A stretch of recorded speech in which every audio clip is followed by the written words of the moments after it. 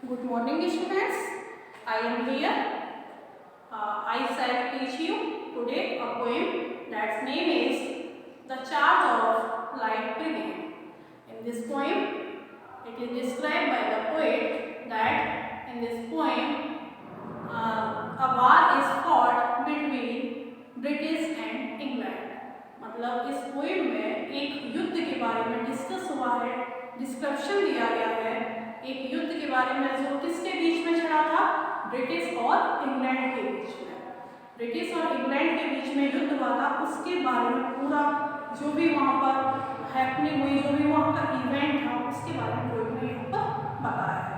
Before reading the poem I want to say some facts. मैं आपसे कुछ facts को क्लियर करना चाहती हूँ। तो know the facts of this poem about the poem. This poem is written in 1854। ये जो पोएम है वो 1854 में लिखी गई। Second, published in 1854 in the examiner. And 1854 में ये पोएम लिखी गई और उसी ईयर में इसको पोएम ने क्या कर दिया, पब्लिश भी कर दिया। किसमें? एग्जामिनर में। एग्जामिनर जो वहाँ का नोबल मैगजीन थी उसमें। नैरेटिव पोएम, ये कहानी जो है, ये जो पोएम है वो एक कहानीबद्ध है। मतलब इसमें इस पोएम में राइटर ने एक कहानी के रूप में सब कुछ बताया है। एक कहानी नैरेटिव है, मतलब कहानी बद्ध बनाई गई है पोएम, कविताबद्ध जो है लिखी गई है। मतलब इस पोएम में आपको पूरी स्टोरी सुनने को मिलेगी कि उस लड़ाई में क्या क्या हुआ। द क्रिमियन वॉर, यहाँ पर इस युद्ध को क्रिमियन वॉर बोला गया है because this war is fought between British and England. ये जो युद्ध हुआ था वो इंग्लैंड और ब्रिटिश के बीच में हुआ था। One thing is more that in this poem British has only swords. मतलब जो ब्रिटिश थी, ब्रिटिश की जो सेना थी उसके पास केवल क्या थी, सॉर्ड्स थी, तलवारें थी। बट जो इंग्लैंड की जो सेना थी, आर्मी थी, उसके पास क्या थी, कैनन थी, तोपें थी, गन्स थी, बंदूकें थी। तो आप ये सोचिएगा कि तलवार, बंदूक और तोपों के सामने कितना टिक सकती है। Now read the poem, recite the poem. Before reading the poem, I want to tell you about the biography of Alfred Lord Tennyson, who is the poet of this poem. But 6 अगस्त 1809, जो Alfred Tennyson है, इनका जन्म 1809 में हुआ था, 6 अगस्त को। Death, इनकी जो मृत्यु हुई वो 6 अक्टूबर 1892 में हुई। इनकी जो डेथ हुई वो 1892 में और जो बर्थ हुई थी वो 1809 में। अब ब्रिटिश पोएट, ये ब्रिटिश पोएट थे। The poet laureate of great Britannian and Ireland, मतलब ये जो पोएट है इनको ब्रिटेन में और आयरलैंड में भी जाना था। मतलब दोनों शैलियों में इन्होंने अपनी पोएम्स को लिखा। फेमस वर्क्स, इनके जो प्रसिद्ध काव्य, जिन जिन बुक्स को, नोवेल्स को इन्होंने लिखा, जो इनका लिटरेरी वर्क है वो क्या क्या है, क्लैरिगन, मैरियाना, यूलिसेस एंड थाइरस। इस तरीके से ये इनका लिटरेरी वर्क है। Now start the poem.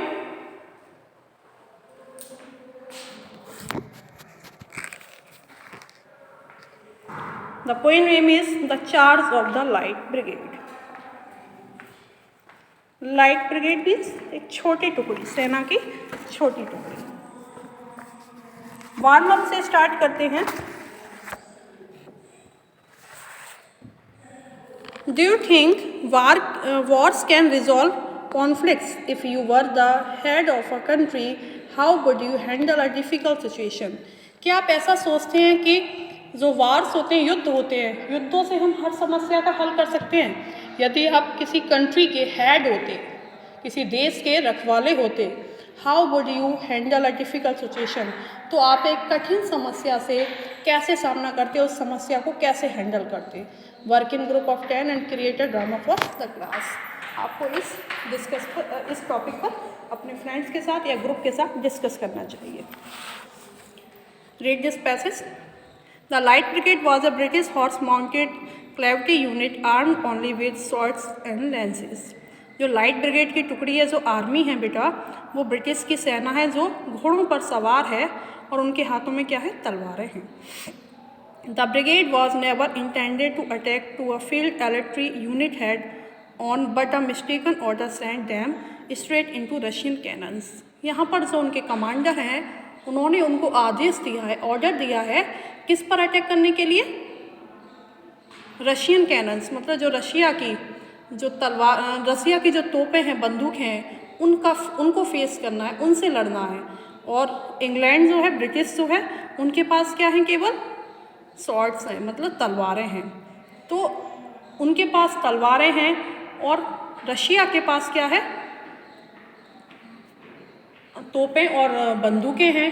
तो यहाँ पर जो कमांडर उनको कमांड कर रहा है, उनको आदेश दे रहा है, ऑर्डर कर रहा है अटैक करने के लिए, तो यहाँ पर वो सोल्जर जानते हैं कि उनका जो कमांडर है वो मिस्टेक कर रहा है, लेकिन वो वहाँ पर कोई रीज़न नहीं क्रिएट कर रहे, ना ही वो उसको रिप्लाई कर रहे हैं। This charge took place during the battle of Balaclava in Crimean war and it happened on 15 October 1854. The charge led by Lord Cardigan did reach the artillery battery and scattered some gunners, but they were destroyed in the process. The Light Brigade consisted of about 670 men and most of them were killed in the charge. यहाँ पर बताया गया कि इस light brigade जो टुकड़ी है, ये छोटी सी सेना की टुकड़ी है। इसमें लगभग 670 घुड़सवार थे और उनमें से बहुत सारे मारे भी गए। Turn the page.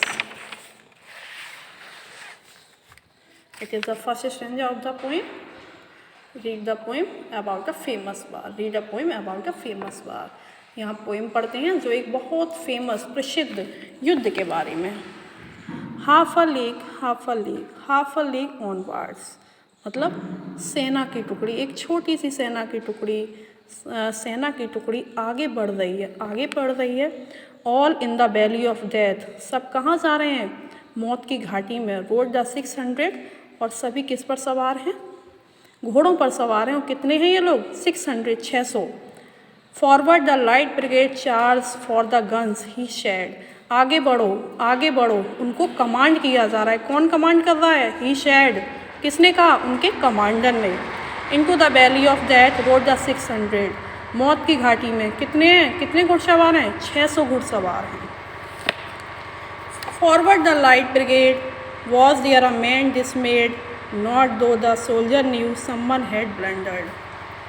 आगे बढ़ो light brigade, was there a man dismayed, एक भी यहाँ पर जो घुड़सवार है, एक भी जो सैनिक है, वो क्या नहीं हो रहा है? डिस्करेज नहीं हो रहा है, अपना साहस नहीं छोड़ रहा है। Not though the soldier new, और ना ही सोल्जर्स ये जानते हैं, मतलब इतना वो जानते हैं, मतलब वो जानते हुए भी वो अपने कमांडर से पूछने का हक नहीं रख रहे हैं। समवन हैड ब्लंडर, वो इतना जानते हैं कि किसी ने बहुत बड़ी मिस्टेक की है। There's not to make reply, लेकिन वो उसको क्या नहीं कह रहे हैं? रिप्लाई नहीं कर रहे हैं। मतलब ये नहीं कह रहे कि सर आपने बहुत बड़ी गलती कर दी और हम युद्ध नहीं लड़ेंगे, आप हमें कमांड ना करें, नहीं, वो ऐसा नहीं कर रहे। There's not to reason why, और ना ही वो कोई रीज़न पूछ रहे हैं कि क्यों। There's but to do and die, बस उनका क्या काम है? उनका काम केवल करने का है और मरने का है। Into the valley of death road the 600, किसमें? मौत की घाटी में। और कितने घुड़सवार हैं? कितनी बड़ी सेना है? 600 लोगों की सेना है और सभी घोड़ों पर सवार हैं।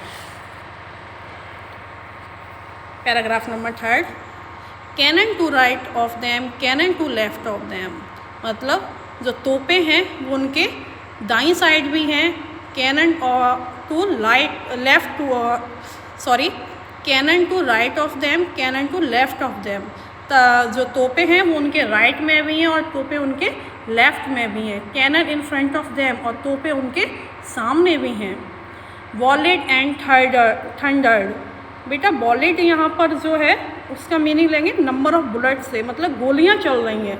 थंडर, जब गोलियां चलेंगी, बारूद उड़ाया जाएगा वहाँ पर, जलेगा वो, उसमें डाला जाता है ना तोपों में बारूद जो होता है भर के, तो जब वो सब चलेगा तो वहाँ पर थंडर मतलब गूंज होगी, आवाज़ होगी, है ना, गर्जना होगी, गड़गड़ाहट जो होती है। Storm at with shot and shell, और ऐसा लग रहा है ऐसे चारों तरफ क्या हो रहा है, आवाज़ें उठ रही हैं, तूफान आ रहा है। Boldly they road and well, but उन्होंने अपने आप को कैसे संभाला हुआ है, बहुत ही बहादुरी से, बहुत ही ब्रेवरी से। दे रोड एंड वेल, वो आगे बढ़ते जा रहे हैं और अच्छे से अपने दुश्मनों का क्या कर रहे हैं, सामना कर रहे हैं। Into the jaws of death, किसमें, मौत की घाटी में, मतलब उन्हें अच्छे से पता है कि इतनी बड़ी सेना के बीच में हम 600 जो सैनिक हैं, जो घुड़सवार हैं, वो टिक नहीं पाएंगे। और आप एक बार सोचिए ना, यू थिंक योर सेल्फ बेटा, कि तोप और बंदूकों के सामने कहीं तलवारें रुक सकती हैं? नहीं, लेकिन उन सैनिकों का साहस, उन सैनिकों का करेज उनको रोके हुआ है। उन्होंने बस अपने मन में ये ठान लिया ना, कमांडर ने हमें आदेश दिया है तो हमें लड़ना है या मरना है, मतलब क्या हो जाएंगे,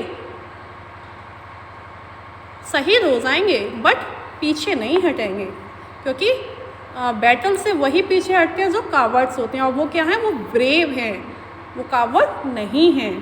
into the jaws of death, और वो मौत की घाटी में, मौत के जबड़े में फंसे हुए हैं।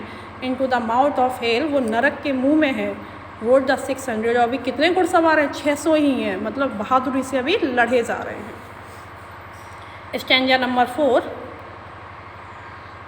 Flashed all their sabres bare, मतलब फ्लैश होता है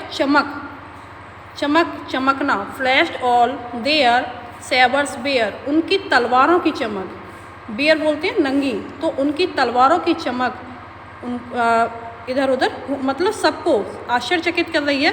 flash as they turn in the air, और वो हवा में क्या कर रहे हैं, अपनी तलवारों के साथ मुड़ रहे हैं। सेवरिंग द गनर्स देयर, उनके सामने कौन खड़े हुए हैं, गनर्स खड़े हुए हैं। Charging an army while all the world wandered, और वो अपनी सेना के साथ वहाँ पर उनको ऑर्डर किया जा रहा है ना उनके कमांडर से, चार्जिंग द आर्मी, सेना पर अटैक करो, तो वो सेना पर अटैक कर रहे हैं, और पूरा संसार वहाँ पर क्या कर रहा है, आश्चर्यचकित हो रहा है। फ्लैश्ड ऑल देयर सेवर्स वेयर, उनकी नंगी तलवारें जो हैं वो चमक रही हैं, और वो हवा से बातें कर रही हैं, मतलब बहादुरी के साथ वो युद्ध को लड़े जा रहे हैं। शेवरिंग द गनर्स देयर, उनके सामने क्या हैं, तलवारों के सामने गनर्स हैं, और ये हम सभी जानते हैं कि गनर्स के सामने तलवारें नहीं टिक सकती। Charging an army while all the world wonder, लेकिन फिर भी वो आर्मी पर अटैक किए हुए हैं, और पूरा संसार इस चीज़ को देखकर, इस घटना को देखकर क्या है, आश्चर्यचकित हो रहा है। Plunge in the battery smoke right through the line they broke, plunge मतलब होता है छिप जाना, means hide. In the battery smoke, जब बेटा देखो बारूद चलेगा, वहाँ पर तोप चलेंगी, बंदूकें चलेंगी, तो धुआं होगा बैटल फील्ड में, युद्ध क्षेत्र में जब धुआं होगा तो उसी धुएं में वो सैनिक जो हैं वो क्या हो गए, छिप गए। कौन से वाले सैनिक, जिनके पास तोपें हैं, गन हैं, है ना, तो वो छिप गए, दिखाई नहीं दे रहे, लेकिन फिर भी वो राइट सीधे लाइन को तोड़ते हुए अंदर घुस जाते हैं। कॉशेक एंड रशियन, कॉशेक और रशियन रील्ड फ्रॉम ब्रिटिश और रशियन की वो है ना ये लड़ाई, reel from the sabre stroke shattered and sundered, इस तरीके से वो सभी चारों तरफ बिखर जाते हैं, संडर्ड लड़ते हैं। Then they rode back but not the 600, और फिर वो घुड़सवार मतलब वापस आते हैं, लेकिन अब वो क्या नहीं है, 600 नहीं है, वो अब संख्या में क्या है, कम है।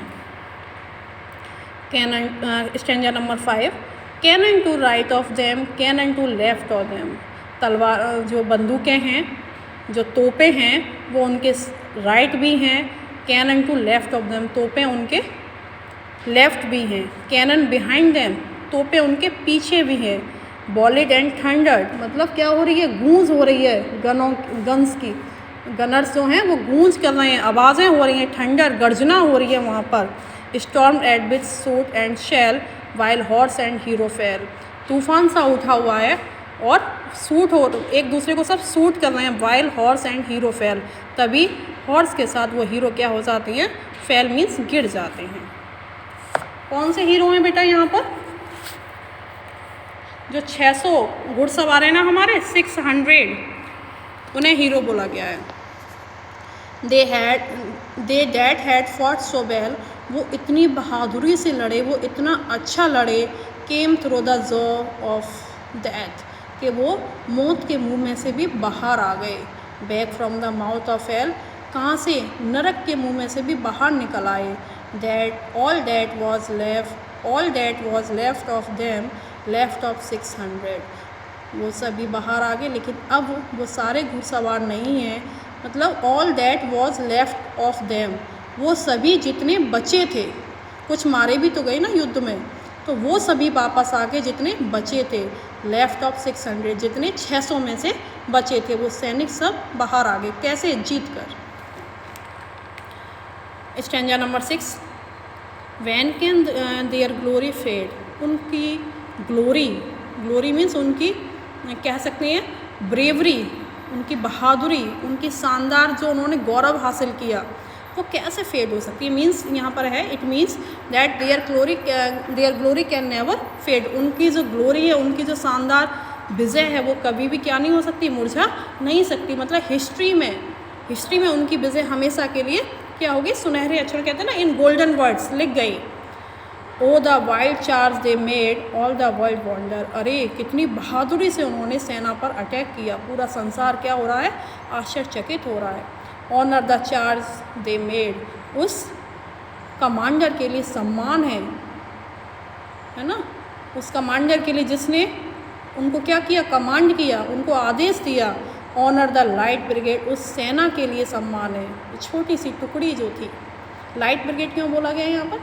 छोटी सी टुकड़ी थी, मतलब जो कैनन जिनके पास थी, गन जिनके पास थी, जो अदर वो थे जिनसे वो लड़ रहे थे, रशियन और इंग्लैंड के बीच में था ना ये, ब्रिटिश और रशिया के बीच में, तो जो ब्रिटिश के लोग थे वो संख्या में बहुत कम थे, लेकिन रशिया के जो थे वो बहुत ज़्यादा थे। तो उनके लिए बोला गया है, ब्रिटिश के लोगों के लिए, कि ऑनर द लाइट ब्रिगेड, क्या है, उनके लिए सम्मान है। नोबल 600 और 600 घुड़सवार, वो नोबल 600 जो 600 घुड़सवार थे, उनके लिए भी सम्मान की बात है, और उनका सम्मान हमेशा इतिहास में जाना जाएगा। मतलब वो कितनी बहादुरी से लड़े। बेटा यहाँ पर एक उनके लिए तारीफ़ का काम ये था, एप्रिसिएशन यहाँ पर उन 600 जो सेना की टुकड़ी थी, घुड़सवार जो थे, सैनिक थे, सोल्जर जो थे, उनकी यहाँ पर राइटर ने तारीफ़ क्यों की है, जो पोइट हैं, कि उन्होंने बहादुरी से, ब्रेवली अपने कमांडर के ऑर्डर को फॉलो किया, ना कि उनसे कोई क्वेश्चन किया, ना ही उनसे कोई रीज़न पूछा, है ना। वो already they know very well that their commander is on a blunder mistake, वो सभी जानते थे कि उनका कमांडर क्या कर रहा है, मिस्टेक कर रहा है, but they have no reply, लेकिन उन्होंने फिर भी क्या नहीं किया, कोई रिप्लाई नहीं दिया। Their not to reason why, उन्होंने ये तक नहीं पूछा कि रीज़न क्या है, हम बहुत कम है और हम मौत के मुंह में नहीं जाएंगे। तो उन्होंने बहादुरी से बैटल फील्ड में अपने आप को क्या किया, रिप्रेजेंट किया। तो थैंक यू फॉर टुडे बेटा, this is the poem, I explain you about the poem. About the poet, I already tell you, Lord Alfred Tennyson. So thank you for today beta, and meet in next video.